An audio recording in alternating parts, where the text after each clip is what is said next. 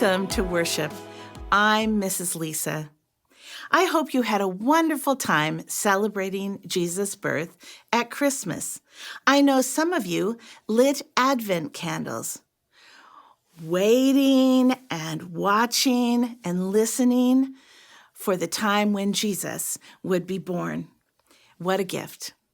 Some of you thought about what Jesus taught us, and you served others by bringing coats for people who were newcomers to our country. And others of you served good food to men who needed a place to stay and who slept at our church. And who led us in worship during the Christmas season? That's right, those of you that sing in our children's choirs. Each of you has an important place in our church family, and God is leading you to love and serve others. Thank you. This month, we are going to climb up a mountain with Jesus to hear the Sermon on the Mount. He teaches us that some of the things we think are important just are not, and that God blesses people who know they need him. Jesus says we should love our enemies, forgive one another, and serve the poor and those who are left out. That'll be a great story and lesson for all of us. We'll hear about how 4 friends used rope to lower their friend who was sick down to Jesus in a crowded house. Jesus healed him by forgiving his sins. I know we'll have more questions about that.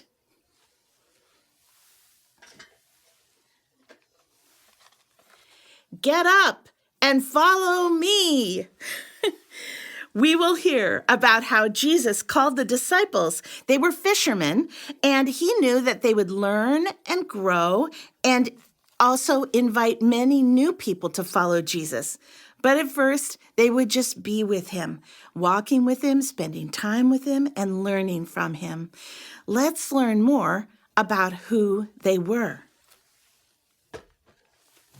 I think many of you know the story of how Jesus calmed the storm after a scary boat ride with his disciples. How could Jesus stop a storm? And what does this teach us about the times when we're afraid? Jesus wants us to trust him. We have so much to learn and so much to be amazed at in the New Testament.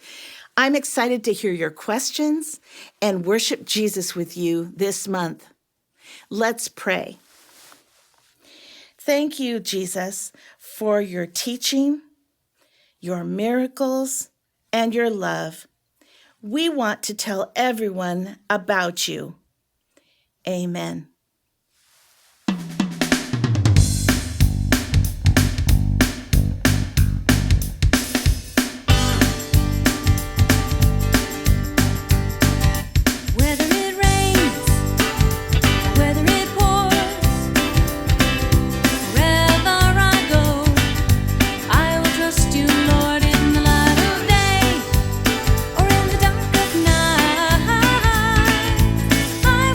Lord,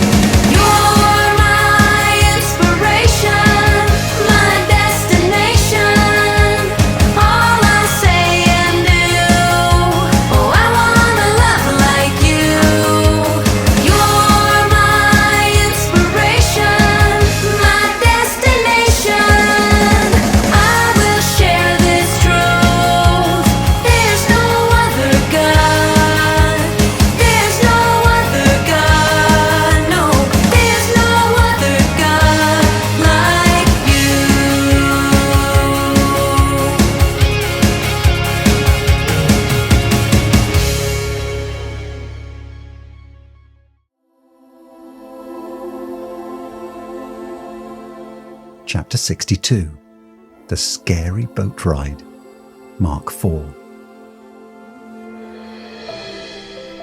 One night, after a long day of teaching, Jesus and the disciples hopped in a boat to cross the Sea of Galilee. The sun was setting, and there were a number of other boats with them. They were looking forward to a quiet night across the lake after a busy day. But as it turns out, they were in for a night they would never forget. Partway across the big lake, a great windstorm arose. The waves grew bigger and bigger until the boat was filling up with water, and almost everyone in the boat was filling up with fear. Many of Jesus' disciples were fishermen. They were used to boats and water, so it must have been a wild storm to make them afraid. And almost everyone was really, really afraid. Almost, but not everyone. There was one man so unafraid of the storm that he was fast asleep in the back of the boat. That man was Jesus, and the disciples did not like that he was sleeping. This is the only time we read of Jesus being asleep in the Bible. And sure enough, it's in the middle of a giant storm. Earlier in his ministry, Jesus had been awake praying when everyone was asleep. Now he was asleep when everyone was definitely awake.